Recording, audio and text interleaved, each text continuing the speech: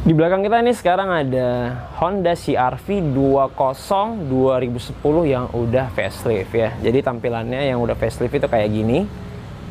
Mana tahu di antara kamu ada yang mau beli Honda CR-V? Tonton dulu 7 hal yang harus kalian ketahui sebelum kalian beli mobil Honda CR-V ini. Apa aja?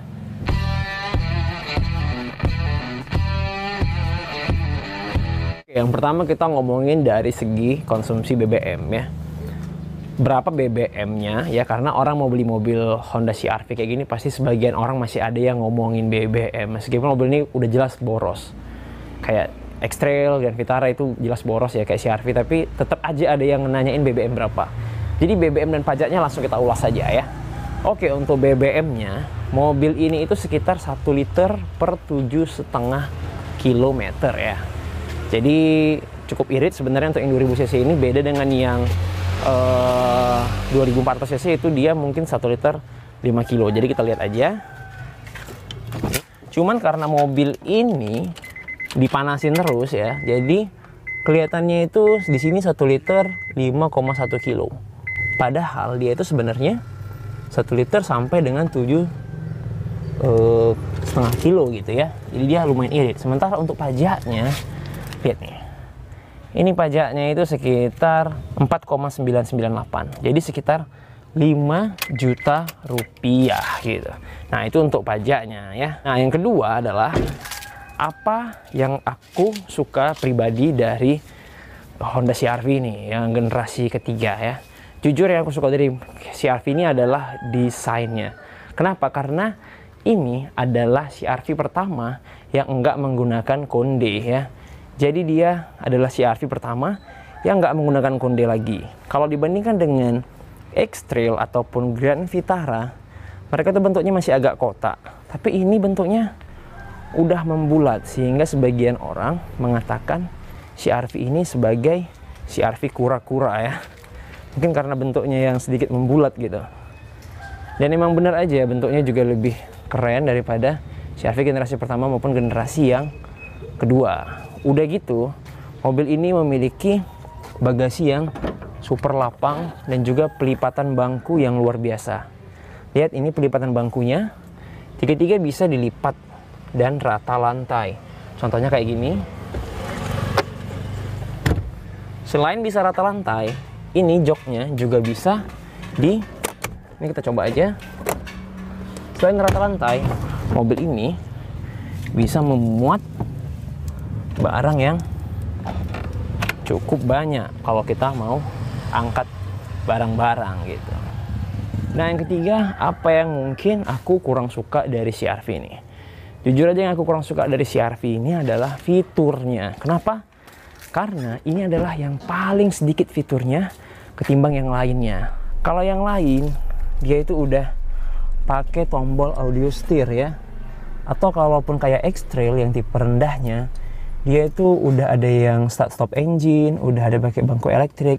Tapi ini yang tipe rendahnya belum ada start, belum ada tombol audio steer, belum bangku elektrik, dan AC-nya juga belum digital. Meskipun yang 2400 cc dia udah bangku elektrik dan udah AC digital, tapi maksudnya yang 2400 cc pun fiturnya masih kalah ya dengan saingan-saingannya.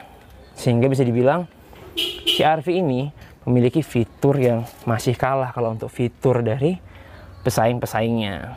Nah, yang keempat adalah kalau kita mau beli mobil ya, mobil kayak CR-V ini, apa yang membuat kita memilih mobil ini?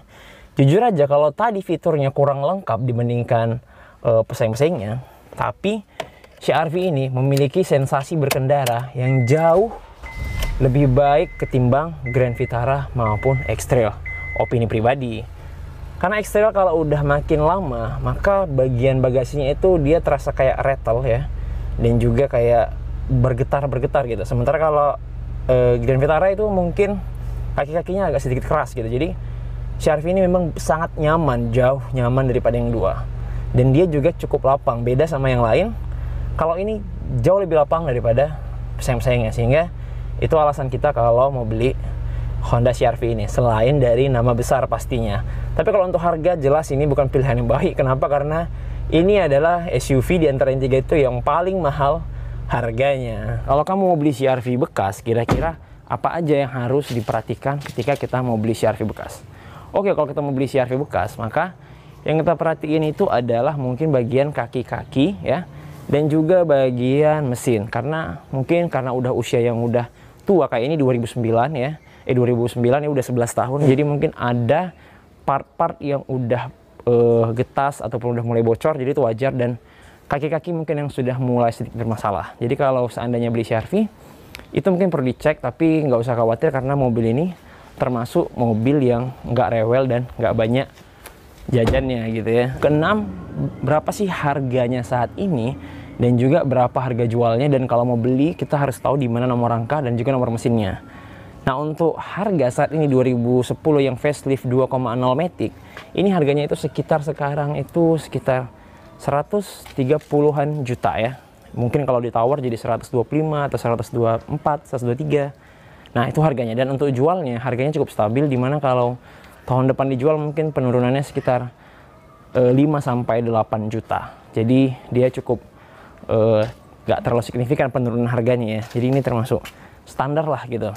Sementara untuk nomor rangka nomor mesin, yuk kita lihat langsung. Nomor rangka nomor mesinnya, kalau kemarin Honda Jazz ada di bangku belakang, ini dia ada di bagian mesin di bawah wiper ya. Nah, itu kelihatan ya, itu ada nampak bacanya frame number. Jadi nggak usah kita buka, tapi di balik situ aja untuk nomor rangkanya.